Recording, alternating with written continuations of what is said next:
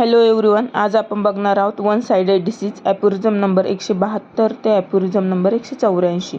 First आपण बघणार आहोत डेफिनेशन ही ॲप्युरिझम नंबर 172 आणि 173 मध्ये दिलेली आहे. It is a type of chronic disease सोरिक in origin. One sided disease हा क्रॉनिक डिसीजचा टाईप असून सोरापासून त्याचा उगम झालेला आहे. म्हणजेच सोरामायाझम ही त्याची मदर आहे त्या डिसीज कंडिशनची, which manifest only one or more principal symptom which obscure almost all other on that account less amenable very difficult. त्यामध्ये जास्तीत जास्त एकापेक्षा जास्त सिम्पटम दिसून येतात आणि ते बऱ्यापैकी अस्पष्ट असल्यामुळं केस घेण्यासाठी किंवा पेशंटला ट्रीट करण्यासाठी खूप डिफिकल्ट जातं. देन आपण बघणार आहोत वन साइडेड डिसीजचं classification aphorism number 174. One sided डिसीजचं क्लासिफिकेशन हे सिम्पटमच्या नेचरवर केलेलं आहे. एक म्हणजे इंटरनल कंप्लेंट आणि एक म्हणजे एक्सटर्नल कंप्लेंट. तर इंटरनल कंप्लेंट म्हणजे शरीराच्या आतमधील कंप्लेंट आणि एक्सटर्नल कंप्लेंट म्हणजे शरीराच्या बाहेरील कंप्लेंट. खूप सोपं आहे. वन साइडेड डिसीजचे दोन टाईप, शरीराच्या आतील कंप्लेंट आणि शरीराच्या बाहेरील कंप्लेंट. तर आज आपण इथं स्पष्टपणे बघणार आहोत इंटरनल कंप्लेंट, शरीराच्या आतमधल्या कंप्लेंट काय आहेत. तर शरीराच्या आतमधल्या कंप्लेंटचे दोन टाईप पडतात. त्यात म्हणजे शरीराच्या आतमध्ये काय कंप्लेंट असू शकतं, एक तर फिजिकल कंप्लेंट आणि दुसरी म्हणजे मेंटल कंप्लेंट. फिजिकल कंप्लेंटमध्ये हेडॅक, डायरिया, ॲसिड कार्डिया म्हणजे जे काही लोकल पार्टला अफेक्टेड शरीरामध्ये ज्या काही फिजिकल कंप्लेंट आहे त्या सर्व यामध्ये येतील. आणि मेंटल म्हणल्यावर जे काही मानसिकतेचे काही आजार आहे, सिम्पटम आहे, ते सर्व मेंटल सिम्पटममध्ये येतील. सेकंड टाईप होता आपला शरीराच्या बाहेरील कंप्लेंट. शरीराच्या बाहेरील म्हणजे ज्या बाहेरून दिसून येतात, स्किन डिसीजेस किंवा बाहेरून ज्या स्किनवरती दिसून येणारे कंप्लेंट सिम्पटम ते सर्व एक्सटर्नल कंप्लेंटमध्ये येतात. त्यालाच लोकल डिसीज व लोकल मेलेडी म्हणतात. आपण इथे बघणार आहोत फिजिकल सिम्पटममध्ये आपण फिजिकल सिम्पटमची ट्रीटमेंट बघणार आहोत.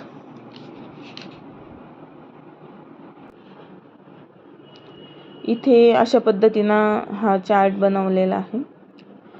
त्यामध्ये व्यवस्थित असं क्लासिफिकेशन दिलेलं आहे. वन साइडेड डिसीज त्याचे सिम्पटमनुसार internal complaint, external complaint, physical complaint, mental complaint म्हणजेच मेंटल डिसीज आणि एक्सटर्नल कंप्लेंटमध्ये लोकल डिसीज, त्यालाच लोकल मेलेडी म्हणतात.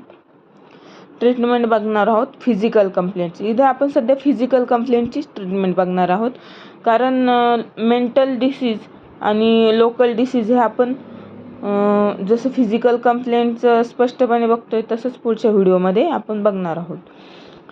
तर फिजिकल कंप्लेंटची ट्रीटमेंट ही ॲप्युरिझम नंबर 175 ते ॲप्युरिझम नंबर 184 मध्ये दिलेली आहे. These diseases are less amenable to cure due to scarcity of symptom. A physician well versed with the art of case taking in chronic disease is capable of finding many more significant symptoms in such. In this disease, case taking are very essential for proper treatment. Physical कंप्लेंटमध्ये symptom खूप अस्पष्ट असल्यामुळे ते cure करण्यासाठी खूप difficult जातं आणि त्यासाठी फिजिशियन हा म्हणजे प्रॉपर स्कॉलर असला पाहिजे.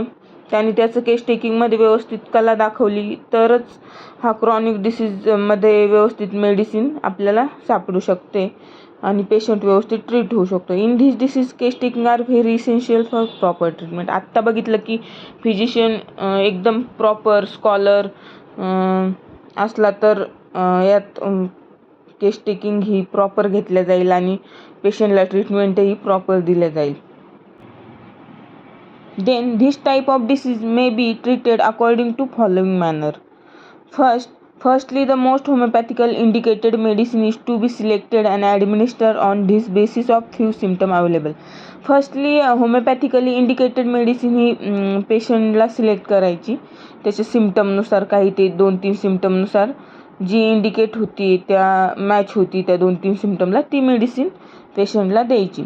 Sometimes this medicine select strictly according to homeopathic principle may annihilate the present malady when the few morbid symptoms are very striking decide uncommon peculiarity.